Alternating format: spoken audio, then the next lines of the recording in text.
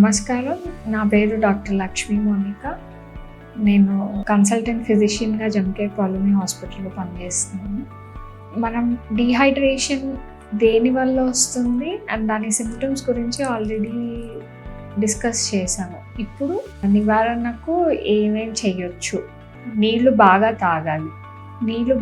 తాగాలి అంటే మీకు దాహం వేసినా దాహం వేయకపోయినా నీళ్ళు కంపల్సరీ తాగుతూనే ఉండండి. ఇంకొకటి ఏంటంటే ఎలక్ట్రోలైట్స్ కూడా బాగా చెమట పట్టినప్పుడు ఎలక్ట్రోలైట్స్ కూడా తీసుకోవడానికి ప్రయత్నించాను.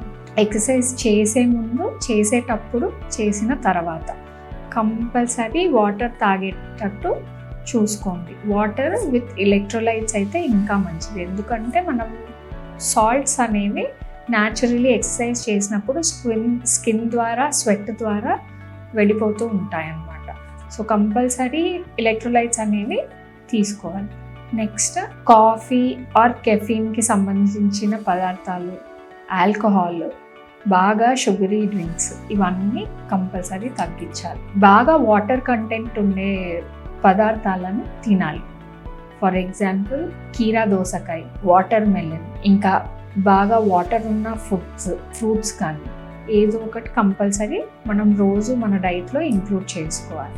కోకోనట్ వాటర్ కూడా తీసుకోవాలి హైడ్రేషన్ కోసం కంపల్సరీ. షుగర్ ఉన్న వాళ్ళు కొంచెం తక్కువ కోకోనట్ వాటర్ కన్జంప్షన్ చేయండి.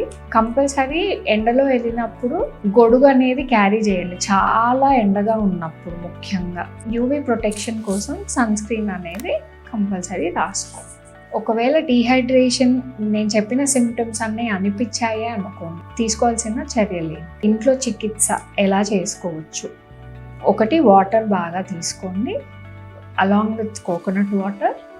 తర్వాత ఒకవేళ ఫీవర్ ఉంటే పారాసిటమాల్ వేసుకోవాలి. ఇంకా టెపిడ్ స్పంజింగ్ అంటే ఒళ్ళంతా కొంచెం కోల్డ్ స్పంజెస్తో ఒళ్ళంతా తుడవాలి.